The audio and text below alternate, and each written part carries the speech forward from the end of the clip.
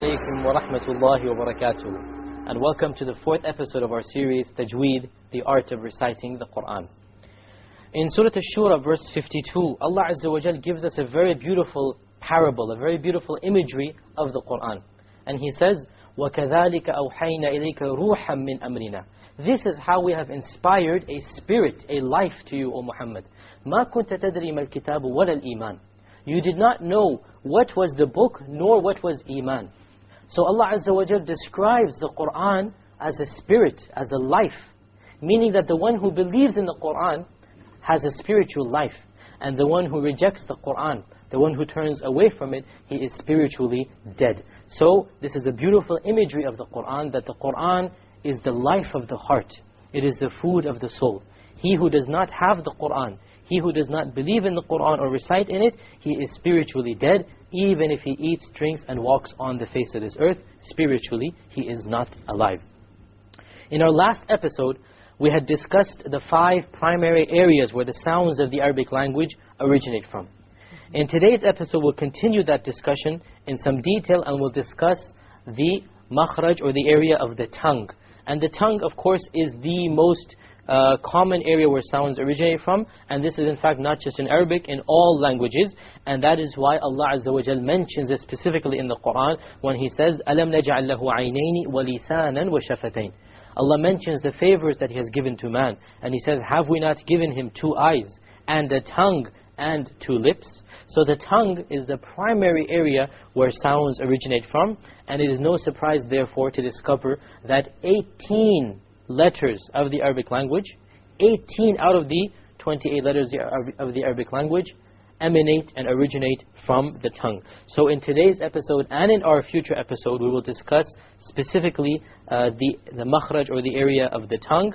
And the tongue is divided into 10 specific areas, 10 sub-sections of the tongue where letters come from. The first, and we're going, remember we're working bottom to top. We're working lowest to highest. So we did the areas of the chest, we did the areas of the throat, starting bottom to lowest. Now we start from the first area of the tongue, and that is the letter Qaf. The letter Qaf emanates from the furthest part of the tongue that you can possibly go up to the roof of the mouth, or the soft palate. Now look at the board here, and we'll do the makhraj of the Qaf. Okay? You see that the Qaf, the furthest part of the tongue away from the mouth, this area over here. Okay? Qa, qa, aqqa, aqqa. You cannot go further behind while you're using the tongue. Okay? Notice the furthest area. Okay? You cannot go further behind. This is the makhraj of the Qaf, connecting the innermost part of the tongue, which is right above the throat. Right above the throat, okay? Connecting this area with the soft palate at the top. At the top you connected qa, qa. Okay. The letter which follows the Qaf, and this is the letter where most people get confused with, between this and Qaf, is the Kaf. Now notice the Kaf, you're using the part of the tongue which follows the Qaf, right after the Qaf. And you connect this area with the hard palate. Notice now, look, Kaf, which is slightly higher than the Qaf.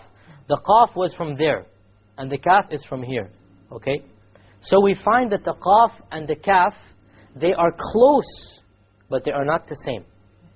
They are close, but they are not the same. The difference is this, literally the space of a few centimeters, just a 1 centimeter if you like. The Qa and the Ka. Okay? For example, as Allah says in the Quran, وَلَكِنْ لِيَطْمَئِنَّ قَلْبِي لِيَطْمَئِنَّ قَلْبِي qa, qalbi. So the qa is coming from there. The kaf changes the whole meaning of the qalb. From, if you change it to a kaf, you become from a heart to a dog, right? Qalb means what? Heart. And kalb means dog. So if you mispronounce these letters, you're going to change the entire meaning. Okay? وَسَادِسُهُمْ كَلْبُهُمْ كَلْبُهُمْ, as the Quran says. Okay? Kalb, dog. Kaf. So the difference between the Qaf and the Kaf is in precisely where the makhraj occurs. Notice we will do both of them. This is the Qaf, right? And then this is the Kaf, slightly below that, closer to the mouth. Okay? You notice here that the qaf occurs from this, and then the kaf occurs from that. Two separate areas close to one another. It is very essential that you differentiate between these two, or else you will change the entire meaning of what you're reciting. So the lowest part of the tongue, you use the qaf. Right above it, you use the kaf. Another way to tell the difference is that on the top of your mouth, you have what is called the palate, okay? And you have the hard palate, which is the hard area of the upper section of the mouth, and you have the soft area. If you put your tongue to the top of your mouth, you will see it, that there is a hard area, which is this area over here, okay? And then there is a soft area at the back of it, okay? If you put your tongue to the back, you can feel it. The qaf originates from the soft area. You move the tongue up to the soft area, qaf, aqo. Whereas the kaf originates from the hard area, which is over here, okay? The kaf originates from the hard palate. These are the first two makhrajas, or ways where sounds are formed. The third is the middle of the tongue, not the back of it, the middle of it. And from the middle of the tongue, three letters emerge. Three letters emerge. The jim, the sheen, and the ya. So, ja. Say ja. You notice that the entire middle portion of the tongue is being used. Notice in the computer, ja, the entire middle portion. You see that very clearly here. Look at the middle portion. The entire middle portion, ja. Same applies to sha and ya. Ja, sha, ya. You use the entire middle portion of the tongue. Notice the sheen, the same middle portion, sha. You see the same middle portion, sha. And the same applies to the ya as well.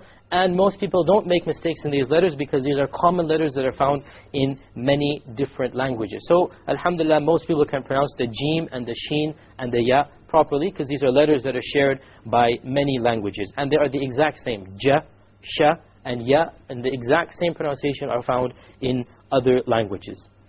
This leads us to the fourth area of the tongue. And this is the most difficult letter of the Arabic language without exception. Which letter is this?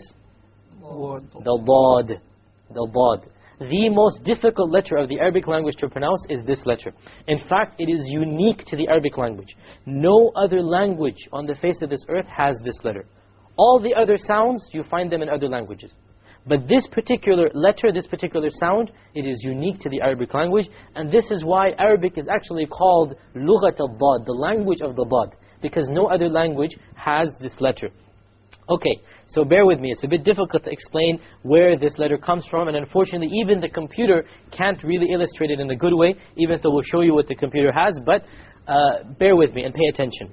The Dad is, comes from one edge of the tongue, not the both edges, one edge of the tongue, okay, connected with the upper molar teeth, either the right or the left side.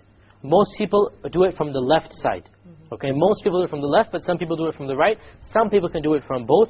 That's really advanced. The point is that, suppose for the general purposes, it is from the left side, because that's where most people do it from. So you take the left entire edge of the tongue. It's not a tip, it's the entire edge of the tongue, and you put it up to the molars, okay? You put it up to the upper molar teeth, and then you emanate air from it. Only one side of the tongue is connected to the upper molar teeth, not both sides. And then you put some air into it and you expel it. Okay, we'll show you what the computer has, even though it doesn't illustrate it very clearly, but it still shows you something. Here you see one corner of the tongue, one entire edge of it goes up to the molar teeth. Okay, and we're going to recite Surah Fatiha inshallah to get a better understanding of the Dad. But this is the most difficult letter, so be patient. And as I said, recite to people so that you can get your pronunciation correct. It is a unique letter, so don't get frustrated if it takes time. This is the most difficult letter of the Arabic language. The fifth subset area of the tongue where a letter emanates from is the front edge of the tongue, and the gum behind the canines. And this is the letter lam. So the letter lam or la originates from the front edge and not the tip. There's a difference. The tip means the actual tip of the tongue. Okay, this is the tip. The front edge means the upper portion. La, la. It's not the tip, it is the tongue, the upper portion. And this, again, most people have no problems with because the lam, la sound is found in many different languages. Notice here where it comes from. Okay, notice that the entire upper portion, la, not just the tip, it goes and it touches the gum of the mouth behind the canines. And the final makhraj, which we'll do for today, we'll continue in the next episode, is that of noon. The noon is similar to the lam, except that you use the tip of the tongue instead of the upper portion. Okay, so this is the difference between noon and lam. The noon, you actually use the tip, na. You connect the tongue to the molar behind the canines. You have the noon. Okay, notice here you actually use the tip. Okay, you use the tip, unlike in the lam where you use the upper portion. And once again, alhamdulillah, most people have no problems with the lam and the noon because these are sounds that are common in many different languages, including English. With this, we'll come to our practice recitation, and we'll only recite certain ayats because of time constraints. Let us turn to Surah Fatiha again because it has the letter Dad, and this is the letter that we wish to emphasize. Listen to me, and then listen to me first, and then repeat after me. We're going to start just from the. I'm going to recite the entire surah, and then you will repeat only the end of the surah to get the Dad. أعوذ بالله من الشيطان الرجيم. بسم الله الرحمن الرحيم. الحمد لله رب العالمين. الرحمن الرحيم. مالك يوم الدين. إياك نعبد وإياك نستعين. اهدنا الصراط المستقيم. صراط الذين أنعمت عليهم غير المغضوب عليهم ولا الضالين.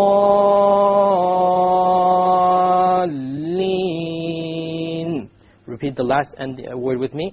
صراط الذين أنعمت عليهم. صراط الذين أنعمت عليهم غير المغضوب عليهم. غير المغضوب عليهم. Notice the ضاد. مغضوب مغضوب. غير المغضوب عليهم. غير المغضوب عليهم ولا الضالين.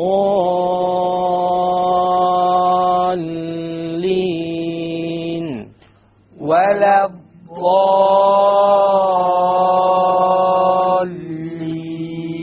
It is very important that you don't make a dad into a dal or a d sound, because the dal comes from the middle of the tongue, but the dad, remember, it comes from one entire edge of the tongue along with the molars.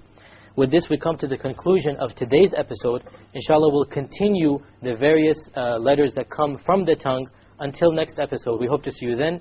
Wassalamu alaikum wa rahmatullahi wa barakatuh.